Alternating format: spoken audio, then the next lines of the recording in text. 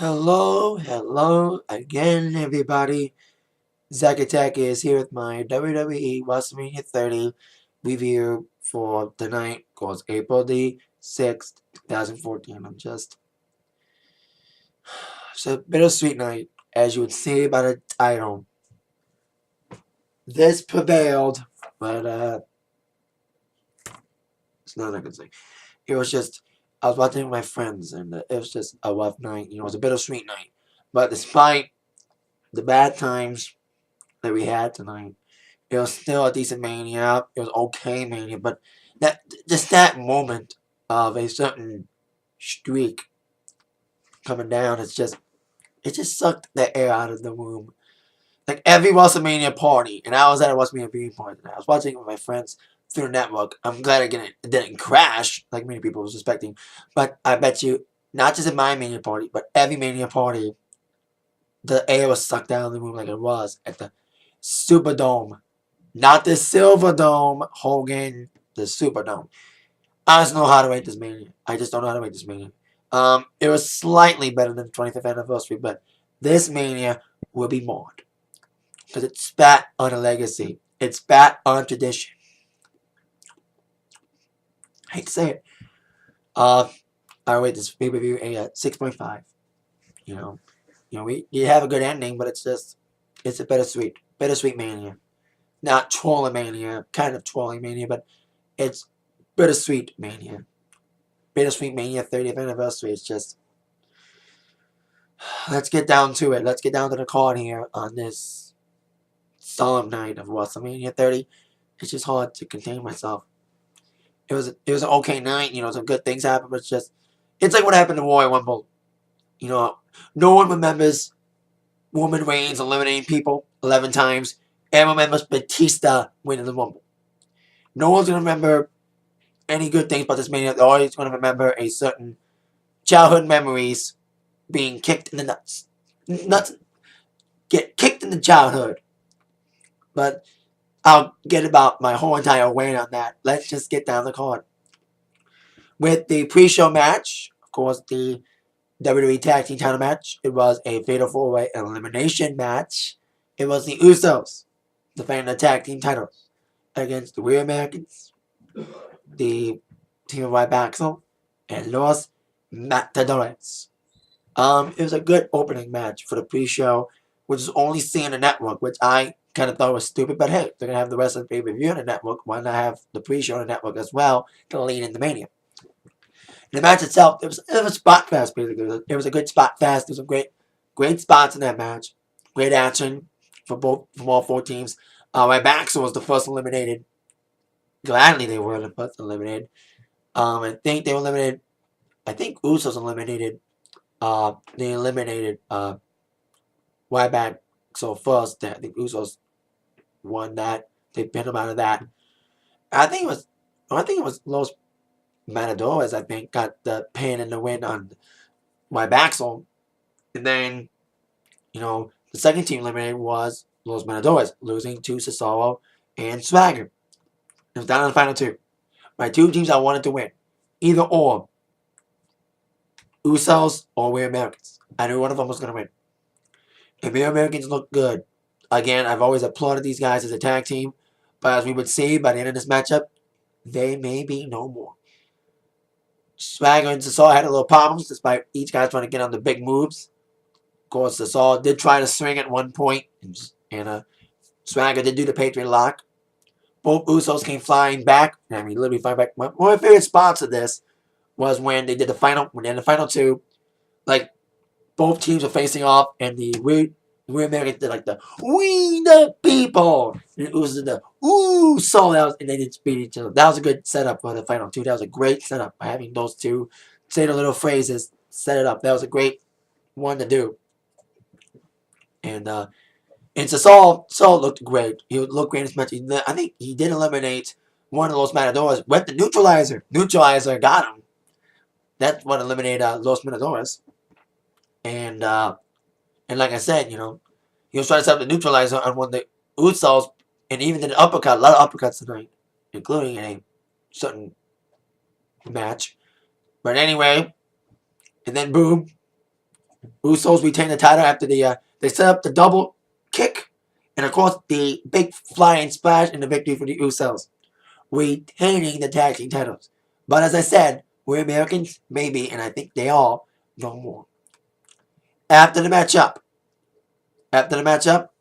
indeed, Swagger was kind of admonishing, kind of bashing Cesaro. We've been seeing their little relationship. We've been seeing planting the seeds, planning for a possible breakup, and I think it finally came to fruition tonight. First, Swagger put on a Patriot lock on Cesaro in frustration, and of course, Zap called to try to keep his team afloat, trying to get both men to once again shake hands.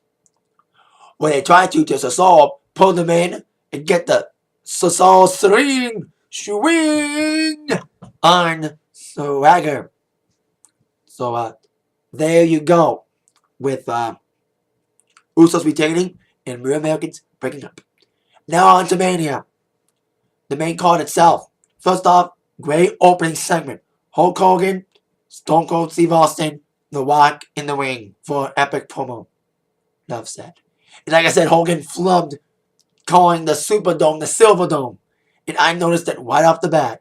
I heard it. I was like, Hogan's like, welcome to the Silver Dome. I was like, did he really just say the Silver Dome? This ain't Michigan, Hogan. This is New Orleans, bitch. I was like, wow. I was like, oh, you're serious? You're the host of WrestleMania and you fucked that up. You fucked up. You fucked up. Epic fail. Whatever analogy you want to use. So, we had these three guys come out. And it was an epic promo. Like, first, whole Austin came out. And then the Y came out. I was like, the build-up for this promo was so excellent. They drunk beers in the end. 3 generations coming together. You know, WrestleMania 30 is the ultimate celebration. You know, it was until it got tainted. You know what I mean? I'll say it. WrestleMania 30, like I said earlier, it was tainted. It was bittersweet. But before we get to that bittersweetness, let's get down to the match that kind of set up the main event for the evening. And the drama for the night. Daniel Bryan against Triple H. I should have thought it was going to be one of the first matches because, you know, whoever's going to win was going to be in the main event.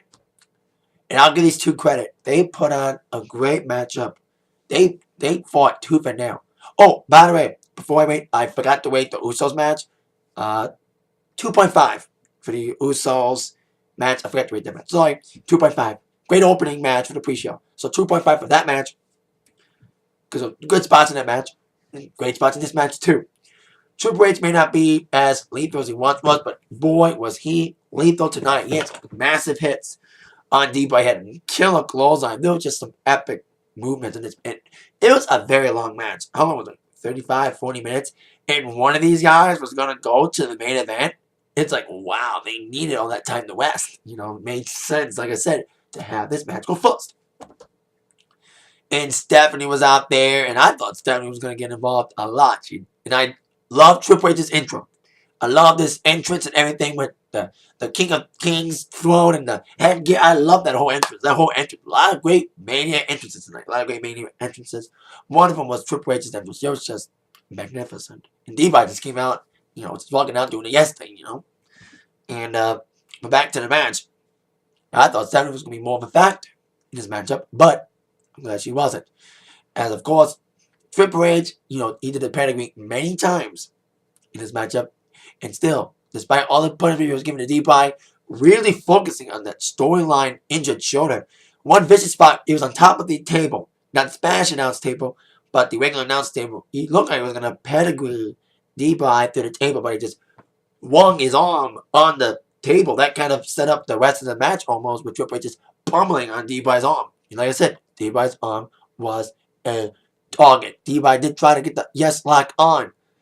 He'd try and go for that big knee as well, once at least in this matchup. But indeed, D-Boy would of course come back from reversing as always, despite being pummeled by Triple H trying to go for that pedigree again. Following the, he was even going for a big move off the top rope that D-Boy kind of countered. Going for the pedigree. D-Boy ducked down. He kicked him in the head. And I knew that was going to set up that big knee. Boom. Big knee. One knee. 1, 2, 3. D-Boy's in the main event at WrestleMania 30.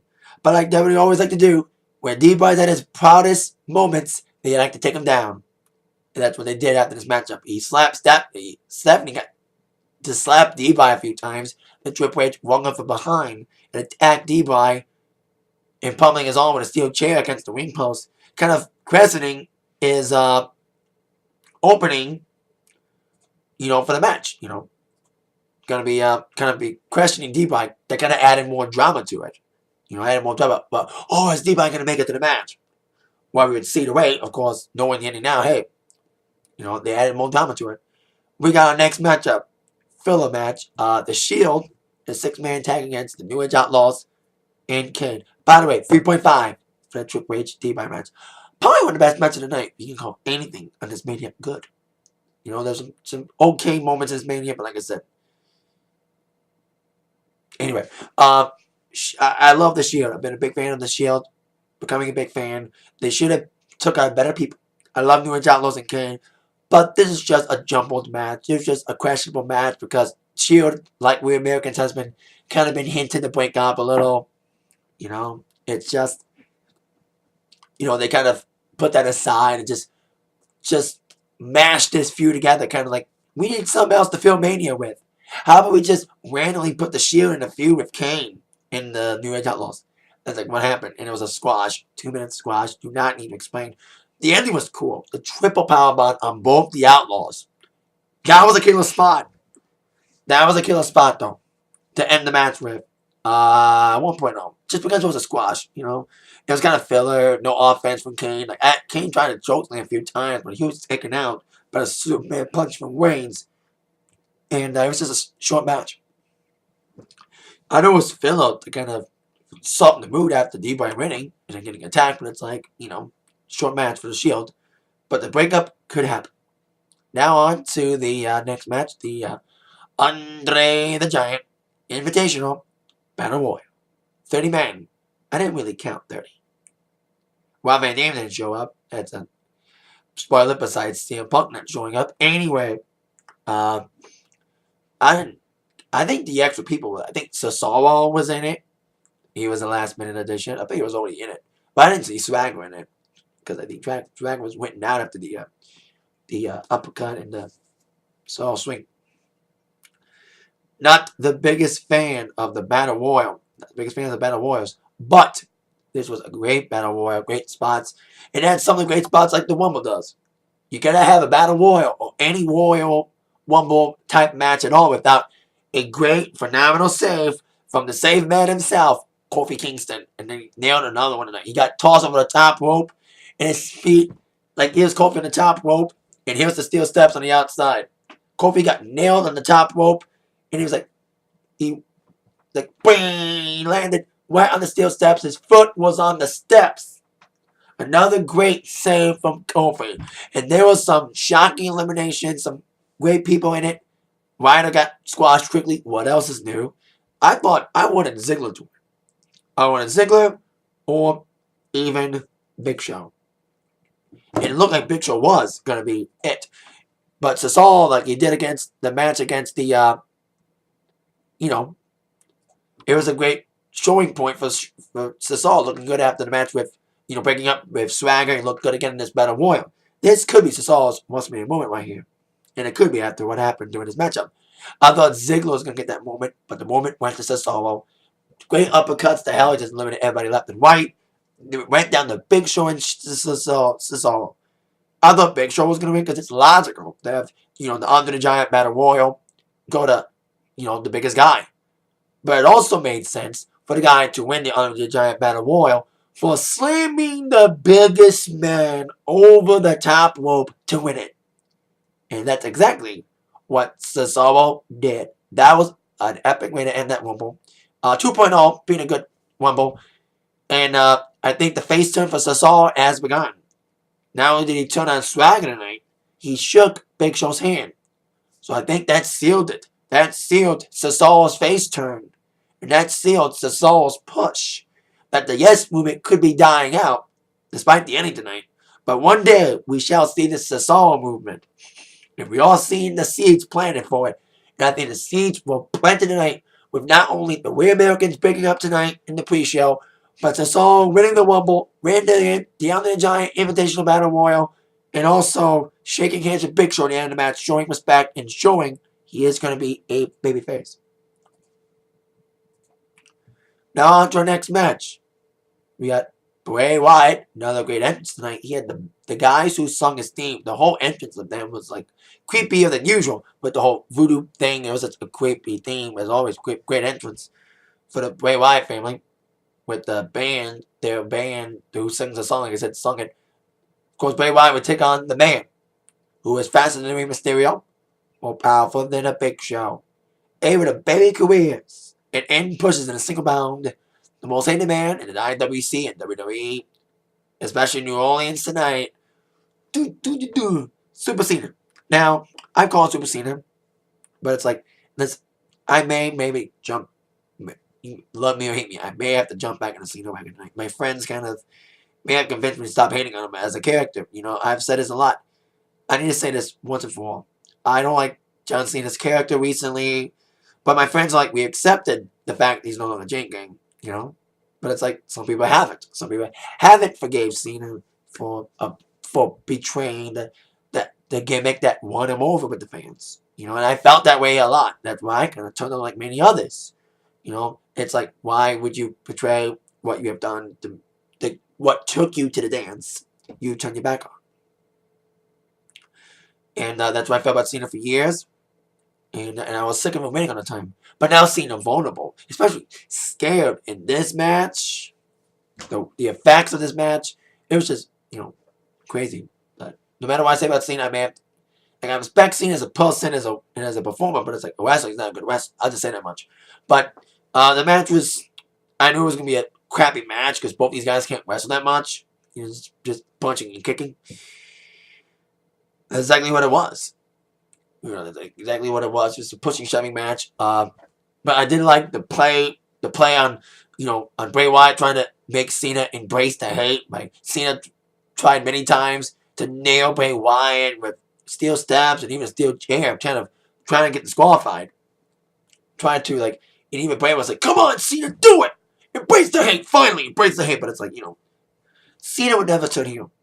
He's WWE's biggest moneymaker. You know? Turning Cena heel is as bad as ending the streak. I said it. Oh, wait a minute.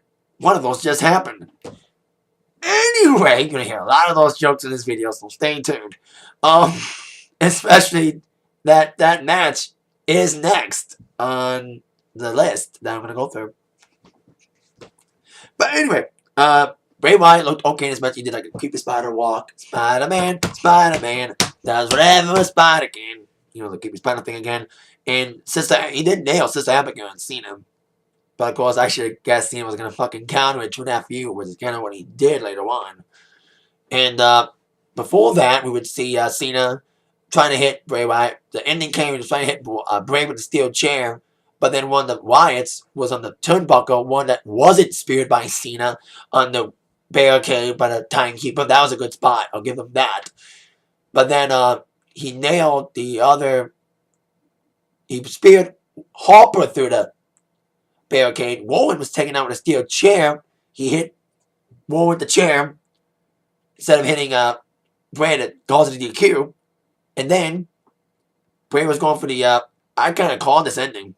Bray was going to do the Sister Abigail. Cena would count him with the FU. Get the victory. That's exactly what happened. John Cena got the victory. That's what happens in these matches. You know, kind of predictable. But hey, it's John Cena for you. You know, Cena always pulled through. You know, always told loyalty, respect. You know. So, there you go. Oh, yeah. 2.0 for that match. It was an okay match. And now, our next match. There are two things that I never thought I would ever live to see happen in my lifetime. Never thought I would live to see Michael Jackson dead. And I never thought I would live to see the day that the streak would end. There's no words to say. A legacy has been spit on. A legacy has been destroyed. A man an icon has been buried. And I've talked about WWE screwing Brey a lot, burying Brey, but tonight, they fucking buried The Undertaker tonight. And this is the ultimate spit in the face to Taker fans. And here's the ultimate spit in the face. Get this shit. Paul Bearer, Undertaker's former manager, was inducted in the WWE Hall of Fame last night. And Paul Bearer's probably looking down while rolling in his grave tonight. And he's probably saying up in heaven tonight, I am glad I died before I saw this. I'm glad I never lived to see this. I hate to say that. You know, he's probably happy he died before he got to see Taker lose. You know, I think we kind of thought that, I think we kind of had a suspicion that Taker was going to lose the streak one day. But if you saw my wall review on Monday, I said the streak may be, do I think the streak may be over? Maybe. But do I think Taker should lose at Brock Lesnar? Fuck no. Brock Lesnar was handed a victory to Taker just like Batista was handed the title match tonight after being gone for 4 fucking years, winning the Rumble in his first match back and being handed the title match. And that's what happened with Lesnar. He got fucking handed the win. And the ending of the match was just like Michael Jackson's death. I hate to compare it that. I'm a big MJ fan. That's what it feels to me. It feels as shocking as MJ's death. Like I said, MJ's death and seeing the streak end are two things I never thought would happen. It's like a fucking nightmare right now. And the ending was so sudden. And this match was not as good as Taker's other matches. I hate to say it. Even though I have my opinions about Taker losing, at least he lost on a shitty match. Because it was a typical Lesnar beatdown tonight. But the ending was so sudden. Like, he nailed an F5 once, but then he nailed the F5, and I thought, okay, Taker was going to kick out of it. And I turned my head, it was like, what just happened? What just happened? Did I just saw what I thought I saw? Did I just saw one of the most legendary, historic traditions in WWE get spat on, gets fucking buried tonight? The legacy rested in peace tonight, not Brock. The Beast beat the streak. You know what I mean? I don't even know how to rate this match. I don't know how to rate this match. I just don't know how to rate this match. I just don't know how to rate it. I've been debating in my head about, should I rate it a dud? Should I rate it 2.0?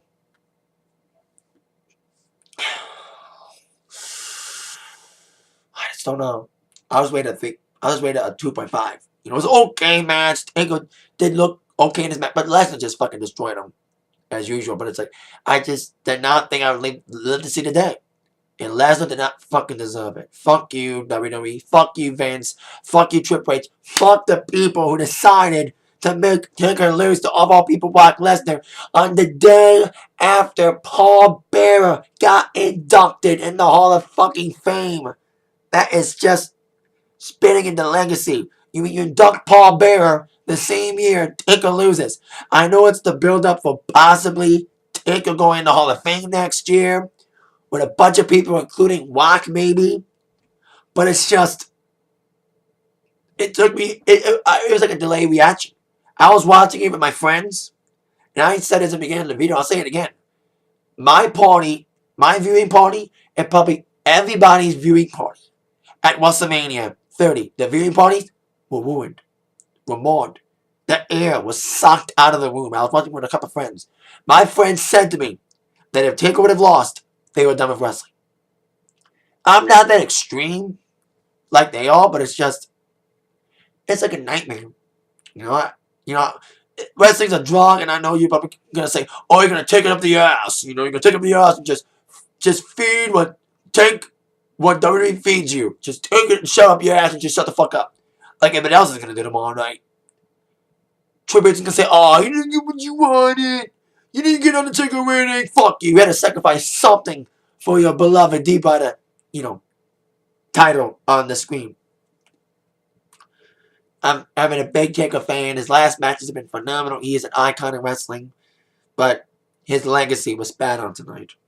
WWE just ruined a man's legacy. They ruined his aura.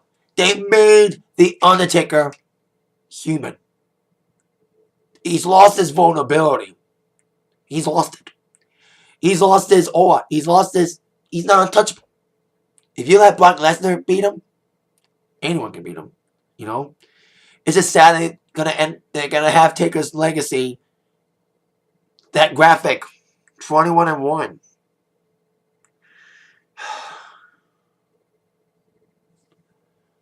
And there you go. A tradition's over. That's the end of this video. Boom. We gotta go through the WrestleMania. It's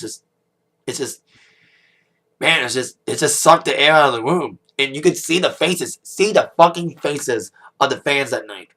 Look at the fans. They were as sad as they were when Bryan lost at the Elimination Chamber back in February. You know? Just the shock. You know, it was just...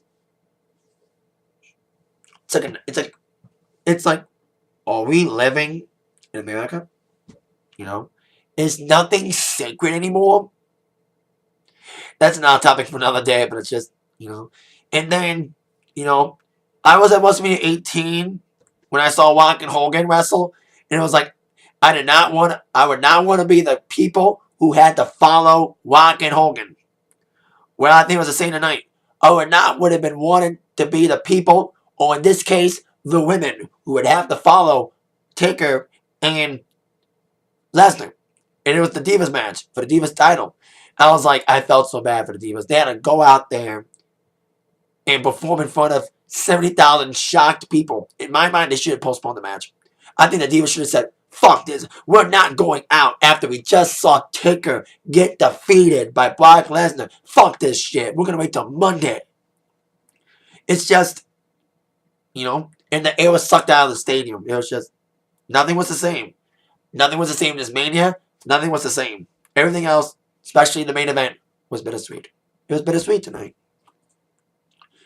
And I said it, if you also did not see my Raw review last week, I mentioned when they made this match a 14 Diva one pinfall win, I was like, it's going to be a clusterfuck. It was a clusterfuck.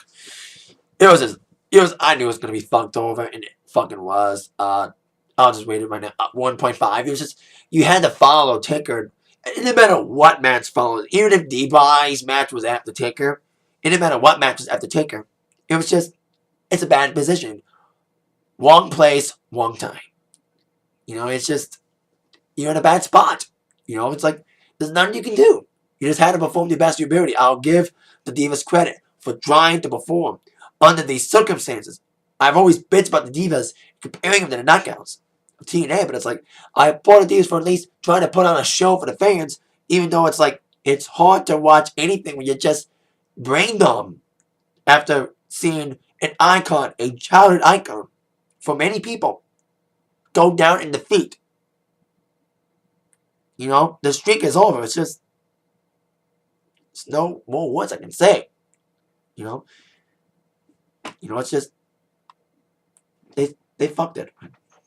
So anyway, AJ got the victory. She got the Black Widow on Naomi. I thought Naomi was gonna win this thing, and everybody thought, oh, AJ was gonna get buried because of the whole CM Punk thing. But AJ won, which is probably gonna surprise a lot of people. It's like, wow, AJ fucking retained the title. It was like, man, not that it happened, but it was like a clusterfuck of a battle war, clusterfuck of a Divas match. I knew it was gonna be clusterfuck, and it was. And AJ got the victory to a lot of people's dismay, including Vickie Guerrero. Now, on with the main event of the evening, Randy Orton defending the WWE World Heavyweight Championship against Batista.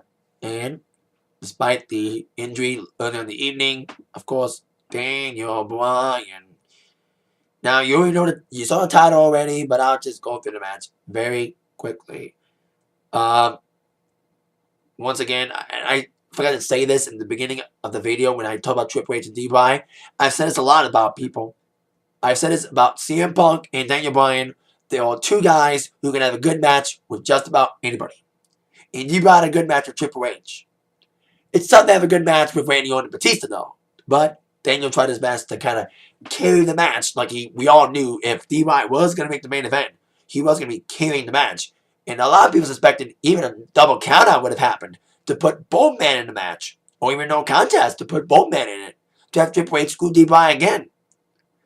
But if Triple H didn't come out and try to screw DY, DY took care of Batista a little bit early. And then he did put Orton in the yes lock. Then Triple H pulled out the referee and put out the screwy referee for Night of Champions, the fast count guy, Scott Armstrong.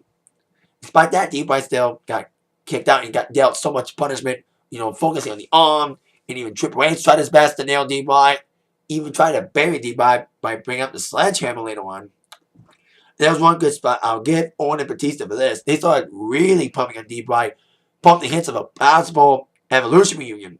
Both guys, I love this spot. It was a good spot for what it was. Batista on one table going for the Batista bomb. The Batista caught him after the Batista bomb attempt. Orton caught him in midair. Got the RKO double team. That was a good double team. Batista bomb, RKO double team. That was a great double team spot. Bringing DY on the table, and he was put on a stretcher. At that moment, I was like, man, WWE already fucked the fans over by making Taker lose. They're going to double fuck the fans. I said this. If DY would have lost tonight, there would have been a fucking Wyatt tonight. And you're going to hate me for saying this. I know a lot of people are going to hate me for saying this. I don't even want to say it. But I'll say it anyway. If Daniel Bryan would have lost tonight, if he would have lost, added to the Taker victory, the Wyatt tonight, if Daniel Bryan would have lost, I can't believe I'm going to say this. If DY would have lost, the Wyatt that would have happened if DY would have lost would have been worse than Hurricane Katrina. Sorry, man. It's just, there would have been a Wyatt. There would have been a fucking Wyatt tonight. You know what I mean? WWE fans would be like, fuck me, you fuck Taker over, and you fuck DY. Fuck this, man. It would have been a Wyatt. But thankfully, for us, DY got the victory. Despite Triple H's best attempts to add more drama by putting DY in that stretcher after that RKO Batista bomb double team, leaving those two to beat each other up in the ring. DY, miraculously, as always, got out of that stretcher, came back in the match, even after being pummeled by the sledgehammer by Triple H. He nailed the sledgehammer on Triple H himself.